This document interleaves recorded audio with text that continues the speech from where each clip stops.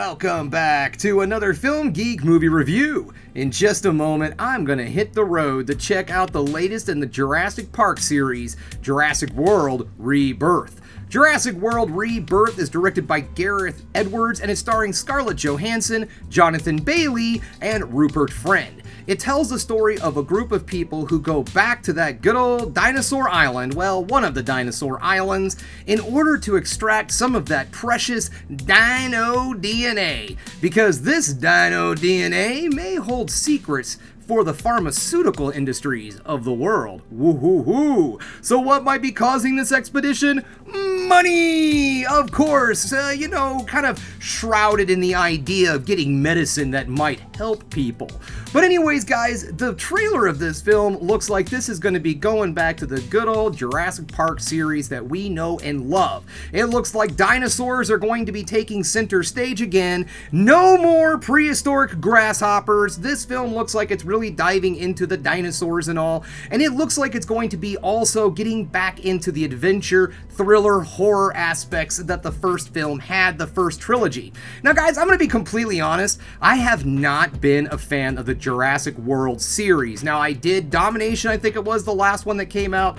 Well anyways, that film was terrible. I can't even remember if that's the correct name or not. The last one in the trilogy that came out, I didn't like it. The second one was iffy, and the first one was okay at best. I didn't really like where the series went with the trilogy. Now, the trailer for this one looks like things are back to form. We're back on an island filled with dinosaurs and possibilities. So you know what? It's enough of me sitting here jibber-jabbering on. It's time for me to get out the door because I need to go see Jurassic World Rebirth.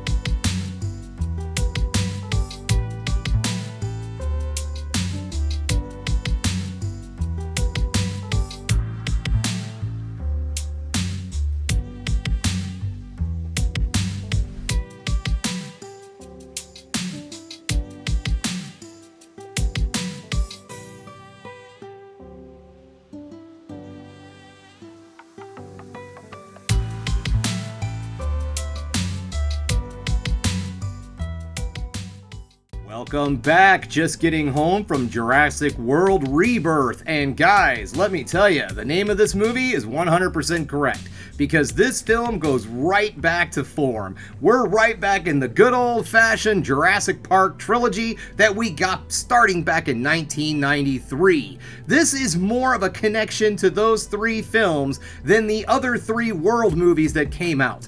So let's get this started, shall we? I'm going to get things started with, well, to be perfectly honest, I don't really have anything negative to say about this movie. I do have something that started off as a mixed feeling, but we'll get to all of that. So in all honesty, guys, I got nothing but praise for this movie. But the one thing that for a minute I was going to say was kind of mixed for me as the movie was going on actually turned into one of my favorite parts. In this film, there's also a subplot that goes along with our adventurers that are going onto the island to get that ever so precious dino DNA. There is a family that cross paths with Scarlett Johansson and her group, and they get tied up with all the antics on the island.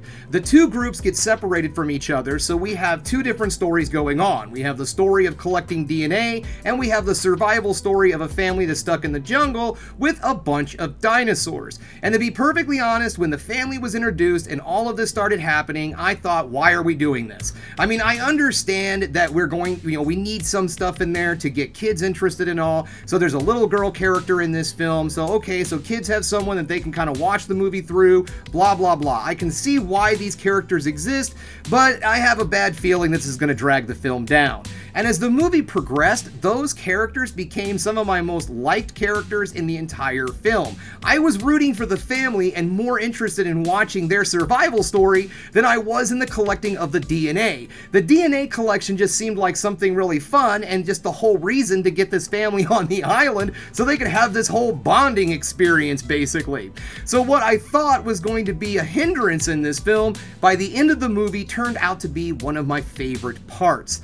The special effects in this movie are also astounding. Now, I am not sure if they did a good blend of CGI and practical effects, but the CGI in this film looks so amazing. It looks like there are dinosaurs alive up on your screen. And this movie does some things that I really loved that they didn't necessarily flesh out a whole lot in some of the other films, and that was like natural camouflage. And I'm not talking about weird cloaking animals or anything like that. I'm just talking about the natural skin tone, the scales, I guess you could say, of our reptilian dinosaur friends, and they would blend in with the environments, and it really looked cool. It really made them seem like they were naturally supposed to be in the environment. This movie also brings back the thrills and the horror elements that I found in the first movie back in 1993, and the more horror elements that were more fleshed out in the second film, I would say. And then the third movie, well, it's not my favorite in the series, but it's a lot better than the Jurassic World movies, which just goes back into what would basically be a creature feature. This movie does an excellent job of tying in the horror elements, creature feature elements, but not going into such a scary area that children aren't going to have a good time to go see this with their families. All in all, the story in this film is also solid. I really enjoyed it. They weren't really reinventing the wheel here, but having such a strong cast with great characters, with great acting, and great chemistry with all of the actors in this film, it really didn't matter, to be perfectly honest, that the story in this film wasn't super strong. It's not that it's terrible or anything. It's just, Jurassic Park. Why do you gotta go on the island? Well, because there's dinosaurs and blah, blah, blah.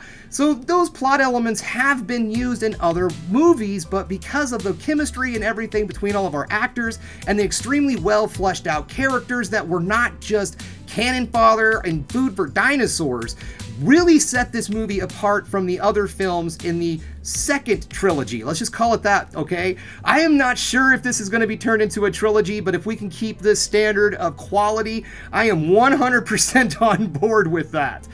So yeah, special effects are great, the thrills are great, the acting is great. A lot of this film just really comes together, in all honesty. The cinematography is absolutely gorgeous. There are some scenes in this film where they're shooting over cliffs, where even though I wasn't watching this on a huge IMAX screen, just the way it was shot was making me feel horribly uncomfortable in my seat.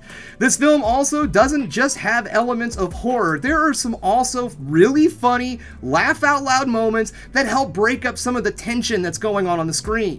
One more thing about this movie too is, yes, there is plenty of nostalgia, but I wouldn't necessarily call this nostalgia bait in the least.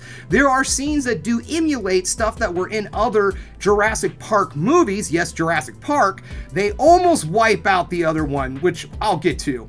But their film itself does a great job of paying homage to the first trilogy.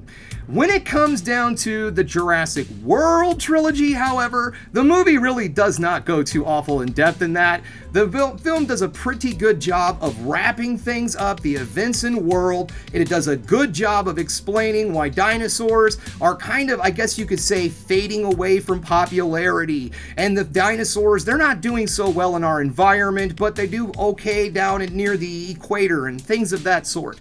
So there was a lot of really good ways that they kind of just pulled themselves out of that pit that was the Jurassic World series. They pay attention to it and like, yeah, those movies happen and all, but let's just forget about that and let's move into this new thing. See this new shiny thing? Let's just pay attention to that. This movie doesn't necessarily retcon that trilogy, but it does a pretty damn good job of ignoring all prehistoric grasshoppers moving forward. So all in all, guys, I would have to say that I was thoroughly impressed, thoroughly entertained, and I had an absolute blast watching this movie. This film took me back to being 17 again, sitting in that movie theater and seeing Jurassic Park up there on that screen.